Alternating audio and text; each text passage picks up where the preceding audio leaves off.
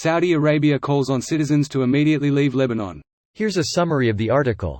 Saudi Arabia calls on its citizens to abide by the travel advisory to Lebanon and for those in the country to immediately leave. The Saudi embassy in Lebanon said it was closely following developments in South Lebanon, calling on all citizens to adhere to the travel ban and to leave Lebanese territory immediately for those who are currently in Lebanon. After the Hamas attacks on Israel last week, there have been cross-border exchanges after rocket and missile attacks from Palestinian factions inside Lebanon resulted in Israeli retaliation against Hezbollah targets. Hezbollah has retaliated and at least 10 Hezbollah militants have been killed, according to the group. Several other countries have issued travel advisories for its citizens looking to visit Lebanon in recent days.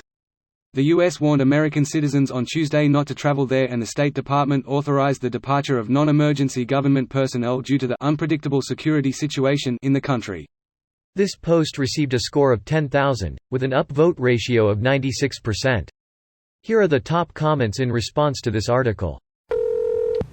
It's the 80s all over again. With drones this time. And TikTok genocide clips. And surprisingly more religion. Previous WW weren't religious in nature. Their religion is only another word for power. Most organized religions are as such.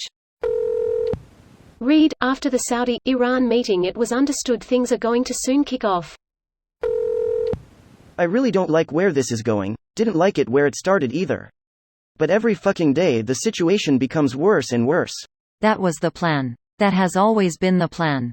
Russia and Iran cooking up Middle Eastern trouble to divert funds, support from Ukraine and open a second front to this war, potentially escalating to a world war. Make no mistake about it, this was the goal of this attack. To start shit on a global level by destabilizing the Middle East, drive oil prices sky high and put Russia back in the financial saddle as a petro-state before Putin is bankrupt out of power. Edit. I'm not the only one who put these dots together. Here's the thing though, the West has no compunction about getting directly involved in the Middle East if Israel is existentially threatened, especially if it's only non-government entities doing the threatening. The shit we would use and send to Israel is not the same shit we give to Ukraine. And the US has been clear they will intervene if there is any attack on Israel by another country. Russia and its allies must legitimately think the US military is the same paper tiger as their military. There is no way they could possibly be that stup. We are so very lucky that they are so fucking stupid. Some Ukrainian a few months ago. That was actually said 18 months ago. Time fucking flies. Yeah, 18 months. A few months ago. Same thing. 2000 was a few years ago. I don't make the rules. 1990 was 10 years ago. We are closer to 2055 than 1990.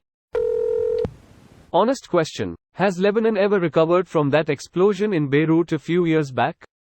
Short answer, no. Long answer, the explosion devastated an already fragile economy to the point that they can't even keep the power on. They were teetering on the edge of insolvency before the explosion. They could not cope with such a disaster and would probably have collapsed even without it, but the disaster puts it beyond immediate repair. Recovery in the short term is all but impossible. This is the signal that intelligence has concern of Hezbollah entering the conflict. I would pay attention. Hezbollah is already fighting the IDF in southern Lebanon.